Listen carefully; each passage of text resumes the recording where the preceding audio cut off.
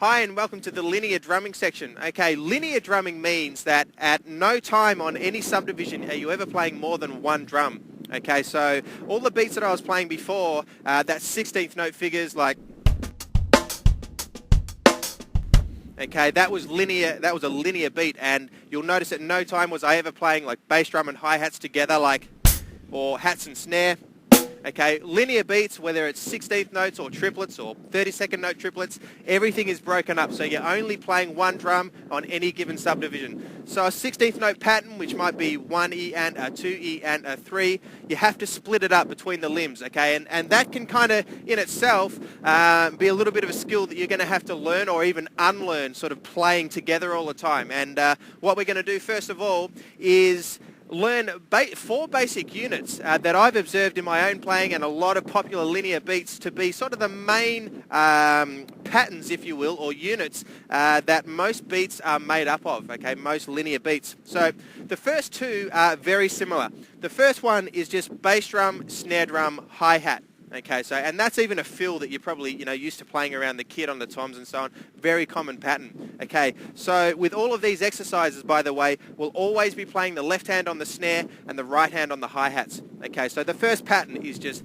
bass drum, snare drum, hi-hat. So just get used to that. Yes, it's a pattern of 3, so you can think of it as triplets in the start, but ultimately we're going to be playing it not only in triplet patterns, but as a cross phrase within 16th note patterns as well. Okay, so just get used to that, cycling it over and over. Kick, snare, hats, kick, snare, hats. Okay, don't worry about any internal dynamics at this point. Don't worry about ghosting, the snare drum or the hi-hat or anything. Just get used to that pattern. Once it's comfortable at a really slow tempo, of course, practice it to a metronome. Gradually build up the speed.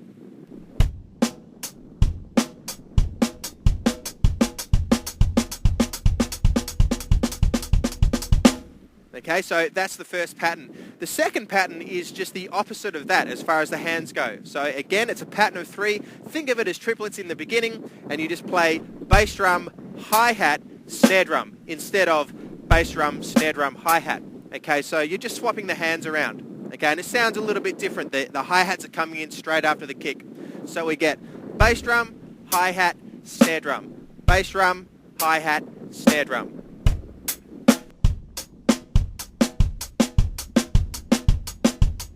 Okay, so that's the first 2 patterns. And anytime I'm playing a beat like,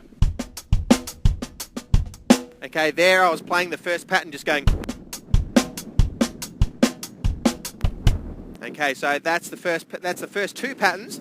The third pattern is just, we are actually going to incorporate some internal dynamics into this third pattern. The pattern is a 16th note pattern, and we play on the hi-hats on all of the downbeats as an accent. So we play the shoulder of the stick on the edge of the hi-hats, and we get 1, 2, 3, 4, and we're subdividing 16th notes, so we're thinking 1E and a 2E and a 3E and a 4E and a 1. This is the third pattern. On 1E and, each of the E and 16th notes for every beat, we're going to play 2 ghost notes on the snare drum. Okay, and that means that we drop the stick from a really low height. Whenever we want to play soft, we just drop the stick from a low height, because you can't really play loud from a low height unless you snap the stick. Okay, so that's a way to guarantee that you'll get those softer notes. Okay, so on E and, we play ghost notes, so we get 1E and, 2E and, 3E and, 4E and, 1. Okay, and 1E and the beat for each of the 4 beats is played on the bass drum, nice and solid. And we get 1E and 2E and 3E and 4E and 1. Okay, so there I'd use that pattern in something like.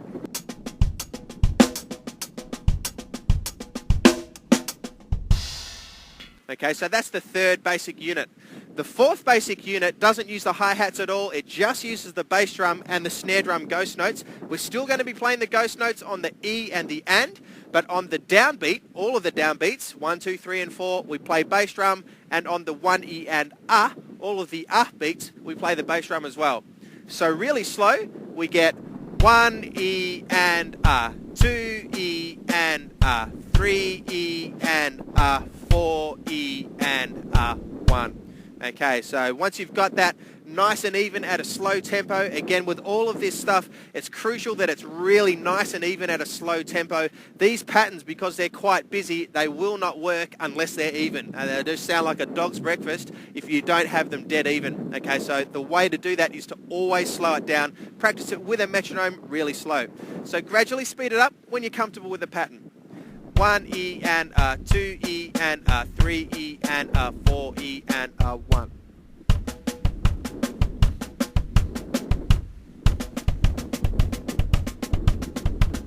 So that might be something like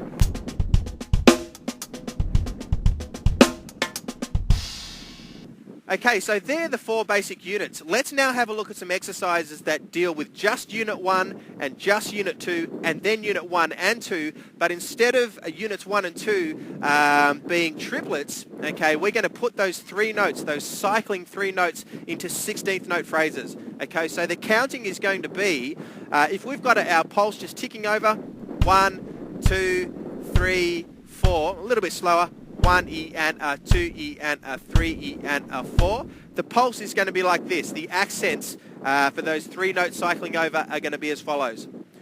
1 E and a 2 E and a 3 E and a 4 E and a 1.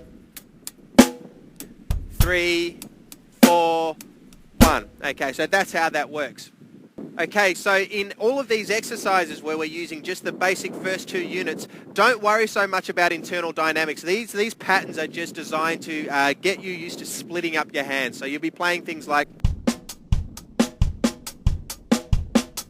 okay, don't worry so much about dropping the stick from a really low height, okay, either with the snare drum or the hi-hats. Again, these are just beginning exercises just to learn how to split up the hands, okay? So trying to break you away from playing.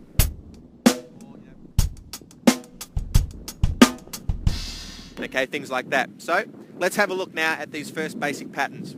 Okay, we've had a look at some basic patterns. Let's now have a look at incorporating all 4 units into some actual beats that you probably use. Okay, so now we're going to be looking more at things like